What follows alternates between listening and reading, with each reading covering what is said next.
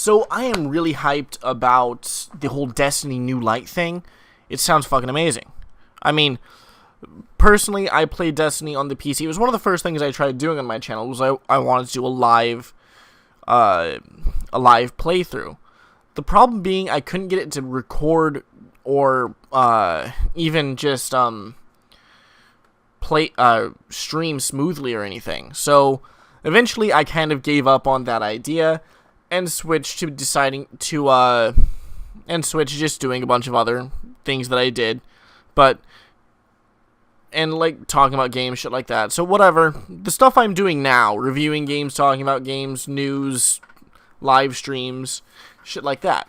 But the first thing I wanted to do was Destiny, and I never could get into it. And now that I've got a PS4, I'm like, should I restart? I don't want to restart and lose all the progress from all my other characters, but you know what? This kind of solves that with the whole cross-save. Once it's transferred to PC and I can cross-save onto the New Light thing, I might have to buy the Forsaken expansion again. But I think that's the only thing that they're going to be charging for that I would have to buy again. So I'm actually like really hyped about this. This sounds pretty great. On top of that, it's going to be a whole bunch of new players. They're basically turning this into Warframe, by the way, with Elder Scrolls Online's model of play, though. Like with Elder Scrolls Online's payment model.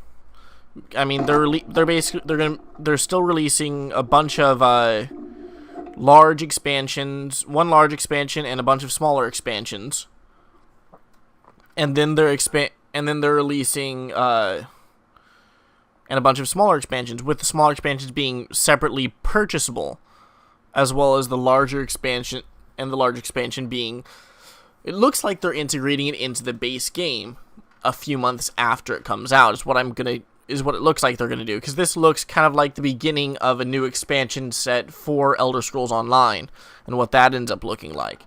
So I'm actually I like this idea. It's a really good model, because for older players, you don't feel the need to, man, I gotta purchase like 3 or 4 different big subscriptions just to get those.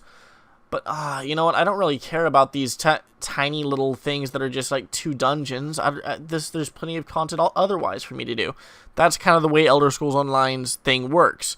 But if you really want those extra dungeons and kind of the really cool rewards you can get, like the new skins that change the way your face looks, and with things all over your face, like lava and shit, So for me, I'm just like, I get it. It's a good subscription model, and I like the way they're doing it. It looks like it's going to be pretty much the same as the way ESO charges for Elder Scrolls Online charges for things. So I'm hyped. I'm honestly like, the reason I actually got out of Destiny 2 was because, and it looks like they're gonna bring down the power level or make everything kind of scalable to you. So it's something you can or light level, so that you can actually fight against it, which is kind of the reason I got out of Destiny 2.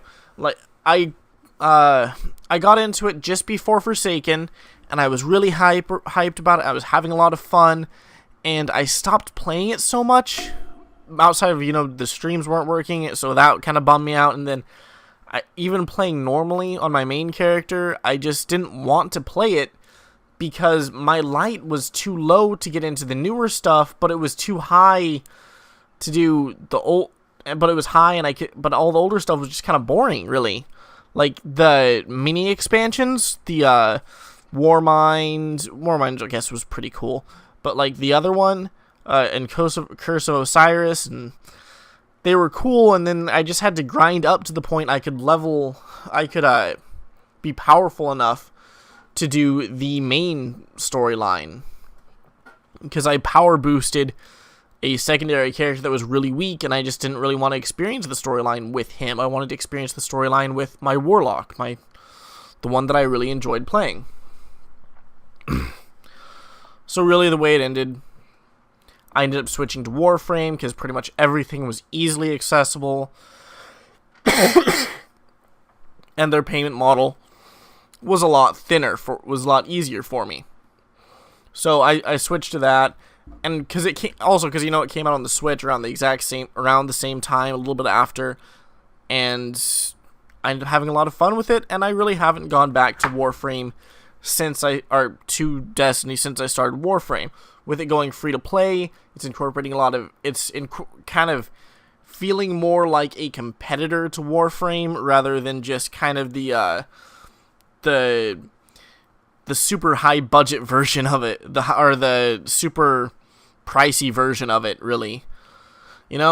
So it's looking like it'll be a proper competitor with cross-save, which is a really big deal. Not even Warframe has that. They can transfer saves once, but you can't cross-save. The whole cross-save thing sounds freaking phenomenal. Especially since I have friends on both Steam and PlayStation that'll play this game. So, especially like with New Light, I have a ton of friends that would love to just pick it up and do random shit. So, I don't know. I'm really hyped about this. I'm happy to see it happen. Speaking of like the looter shooter I'm playing right now, Warframe, I am doing a stream on Wednesday with TechnoTokyoTheature. Should be somewhere around 3 to 5 p.m. Pacific, depending on when we actually get started. We tend to start somewhere around there, sometimes up to 6 p.m. Pacific. So, let me know what you guys think about this game. And come check out my stream. It'll be a lot of fun, I promise.